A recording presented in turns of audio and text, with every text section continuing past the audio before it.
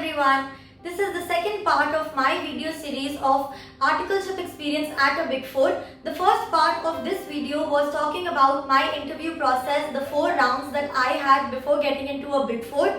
To watch that video, please click on the link mentioned in the description box below. For those of you who are here for the first time, I am Muskan Khanna, an ACCA by profession, and I make videos on CA, ACCA, career development and a dose of confidence booster.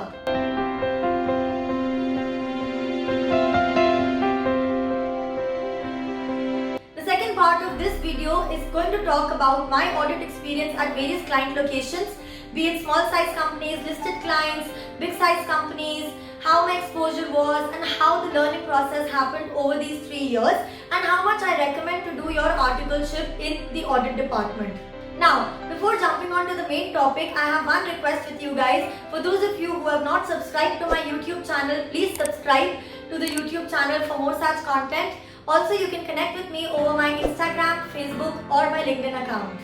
Now let's talk about the audit experience in a Big 4. A lot of you keep on asking that, should I select audit profile or should I go for a tax profile? Where should I do my articleship from? Is Big 4 better or is a smaller size firm better? So let me address a couple of these issues that even I had when I started with my CA journey. Somehow when I started with my journey, I was very clear that I wanted to do my articleship from a Big 4 and in the audit department because I knew somebody who had followed the same path and was very successful. A couple of points that are to be noted here are that firstly, there is a lot of acceptance of students in the audit department in comparison to any other department. So if you apply in the audit department of a Big 4, the chances of you being selected are slightly more.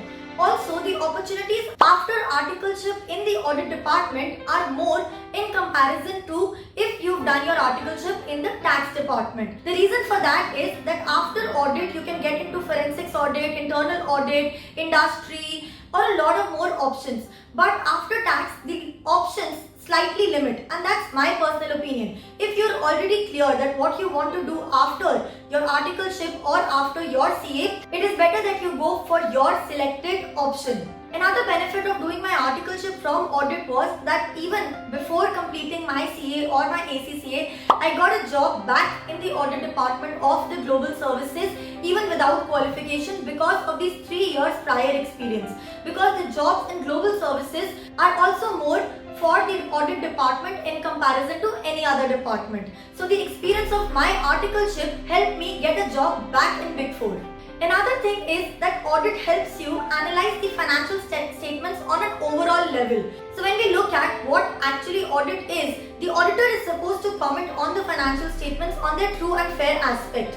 We all know that. So for that, we check various areas in the financial statements and get an overview about various heads in the financial statements, how they are accounted for and how they are audited.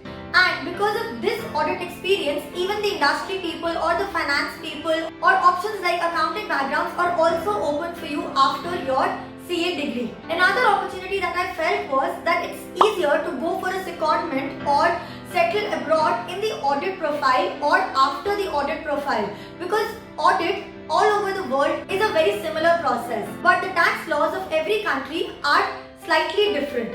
So you might need to study more to get a job in another field if you want to settle abroad. Now, to talk about my audit experience, I was one of those fortunate articles who got the opportunity of doing one of the biggest beverages companies audit in the first year of articleship itself. Now, the advantage of doing a big client, as they all say, is that I got a network of more than 20 people in my first year itself. The team consisted of many articles, seniors, managers and partners. So even before my journey as a CA started, I had exposure to such a big team and professionals who taught me how to look at an area, how to study, how to do the technical areas, how to behave professionally, how these big companies work, how to greet people. So in the beginning of my CA journey itself, I got the exposure of dealing with professionals who were already CA qualified, who were MBAs, who I had to deal with, who I had to meet on a daily basis, ask them for data, understand what the process was like, and that exposure helped me grow in my career.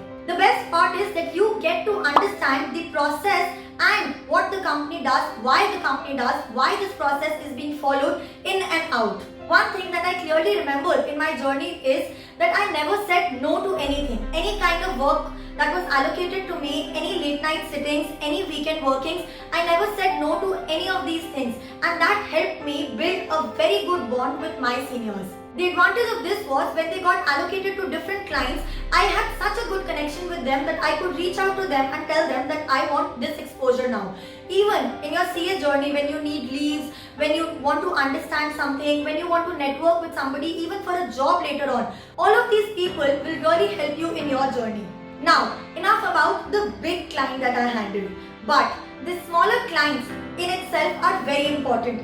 For example, even if you are doing your articleship from a small size audit firm, you should tell them to give you the overall exposure of a client. Even in a BIG4, you should after a certain point tell your manager or your senior that you want to handle a small size company audit now, because that will give you an overall view of how the financials are made, how the calls are being taken. You will handle the financials on an overall level and you will be directly reporting to one person. The difference between a bigger size audit and a small size audit is this, that in bigger size you will get to handle one complex area, but in a small size you will get to handle the entire financial statements. So both the exposures are equally important. Now I got the exposure of some outstation audits as well, and let me tell you honestly, I went up to my managers and asked for that outstation audit.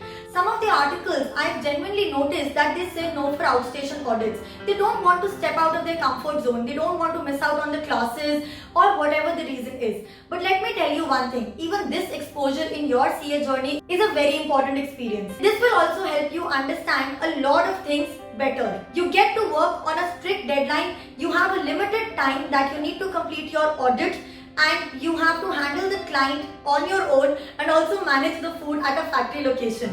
So if you ask me, you should get the opportunity of doing anything and everything in these 3 years of your articleship. I hope you found this content useful, and for more such content, please subscribe to my channel and please wait for the third part of the video where I'm going to tell you the major difference, how the BIG4 environment helped me grow, how this BIG4 environment actually is, how the trainings happen, how the appraisals happen, how they prepare you for the real world, and how much I recommend you to take your articleship very seriously. Thank you.